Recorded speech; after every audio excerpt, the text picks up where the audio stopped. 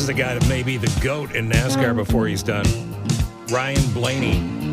He was in Chicago yesterday. We were trying to coordinate him coming over to the studio. But he was racing up down Michigan Avenue. Oh, he didn't have time to stop and do a couple peel-outs in front of the tower here? He ran over about 6 tourists, and I said, hey, it's Ryan Blaney. Leave him alone. Right. But, the pit crew came out, and everybody was fine.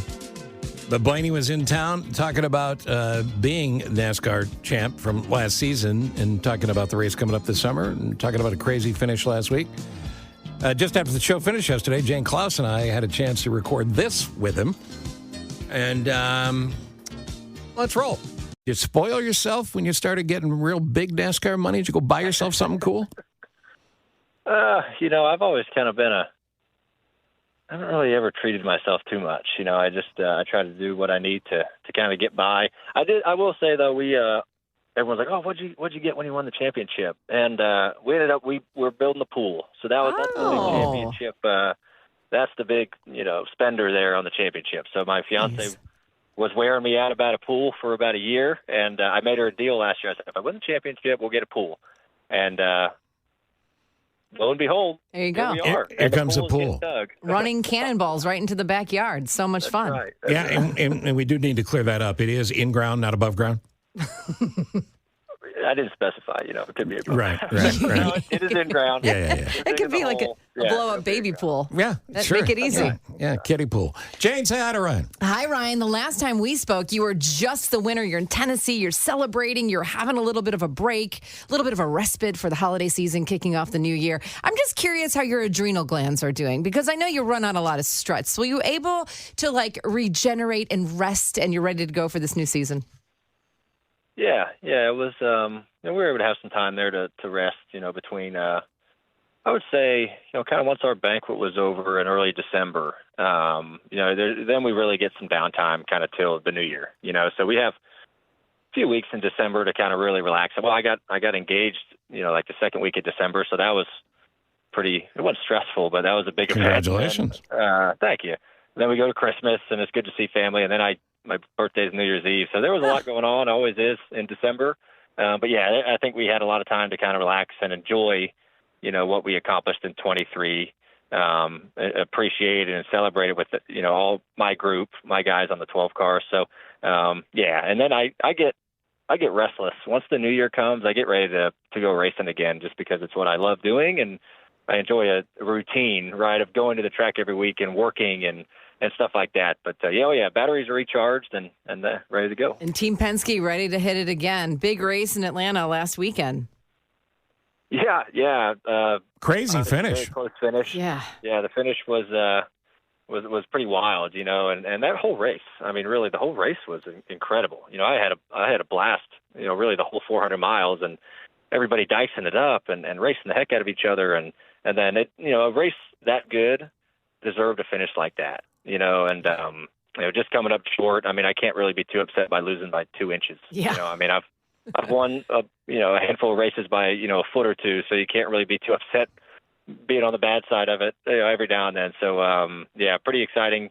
People really enjoyed it. It was cool to see the recognition that it's getting, and you don't see a lot of 3 wide finishes that are the top 3 are 7/1000ths apart from each other. It's insane. Very exciting. Yeah. And Suarez won it, and Busch was third. You came in there second. Now, here's the weird part, Jane. I don't know if you know this. I would think NASCAR would have this high-tech laser photography. It was a guy on his iPhone. So I hope he had the right angle. That's all I'm saying.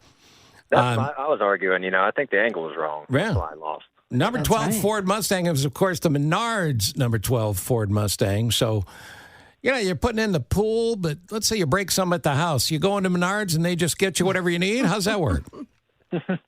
Well, unfortunately, I'm still trying to convince them to come to North Carolina. They gotta start opening some stores up in NC, and but I do whenever we do go, racing in these areas that Menards is at, I always try to go and stock up on what I need. And sure, they're just amazing places. The whole Menard family is fantastic, and they've been great to me, really my whole career. And they're just fun people to work with. Like John Menard loves racing, and he's been around motorsports his whole life, and I've always supported it, from IndyCar, NASCAR, sports car racing, he just loves it. And to have him, be so dedicated, and honestly, to win him a championship, like he deserves that because his dedication to the sport for so long. He definitely deserves to be successful on the racing side. And but yeah, I'm at Menards whenever I can be, and maybe one day I'll convince them to open up a place in Charlotte. I think you might have just done that. Yeah, I think so. That's a pretty good plug. Pretty good plug right there. And of course, we're kind of in Menards' home territory here in Chicago in the Midwest. So, you're getting married. Maybe you choose to have kids at some point. Obviously, your dad was a great driver in his own right. Well, what are you going to do if your kids go, time for me to vroom, Daddy? And I'm not talking about the plastic car. Yeah, I've always thought about, what I would do in that situation. And I would really approach it how my dad approached it with me. My dad never forced me to race. My dad, never said, you're going to drive, like I did and my dad did. He always just let me choose and was very open. If I want to do something else, he would fully support me in whatever else I wanted to do. And that's kind of the approach I would take with my kids. If they wanted to race, I would fully support that. If they wanted to do something else, I would fully support that as well. So I've always been someone like you can't force someone to do anything because then they don't maybe have the love for it that they should if they're going to be dedicated to it. So, if they want to go fast and do what their parent, do what their dad did, let's go. I'll buy you whatever you want. I'll get you whatever go-kart you want. We'll go from there. But if they want to do something else, I'm fully on board with that too. So we'll just see where their head's at.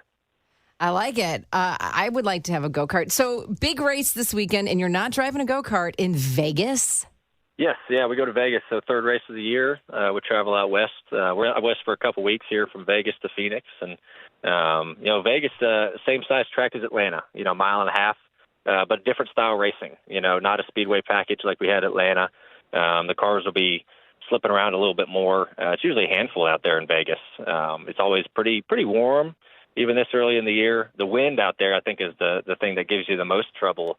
Out in the desert, nothing's blocking the wind, right? So, you get 30-mile-an-hour gusts and hitting you, in the car, that you feel it a lot, and that's something we kind of account for. So it's a great race, big race for Pennzoil, one of our sponsors that is sponsor of the race and on our race car, so it's always extra pressure to try to win that one for those folks. But, it should be a good one out there and expect just as good a show as last weekend. Do you find that people don't focus as much when you're in Vegas? Not people, the drivers, because, there's a lot going on in Vegas. Oh, he's got a curfew for his crew, 5 p.m. Ryan is focused. It's just everybody else. Yeah, but he's doing a bed check, 5:30.